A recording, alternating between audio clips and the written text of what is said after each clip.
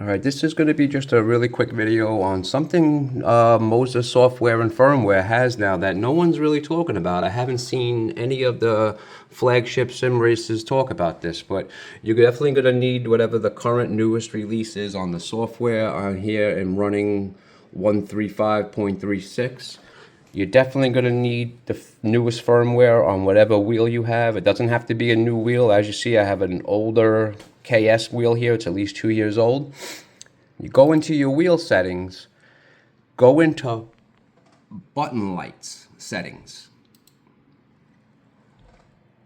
This is what I'm not seeing anybody talk about.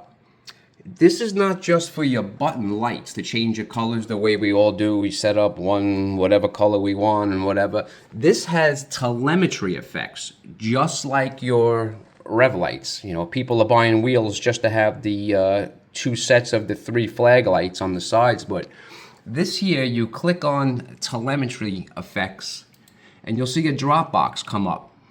You can make your buttons just like your LED indicators flash for everything you want to set for ABS, traction control, all your flags, right indicator, left indicator.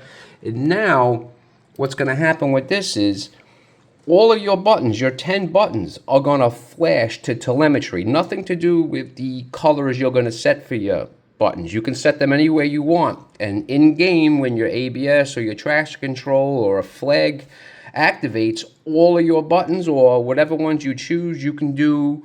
You don't have to do every button. You can just see, you can change whichever buttons you want. If you want all of them, certain sequence of them, change the colors on them.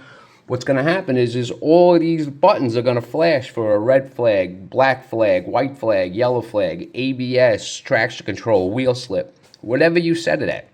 It's actually a really, really cool feature, and I'm not hearing anybody talk about this. I mean, it's outrageous.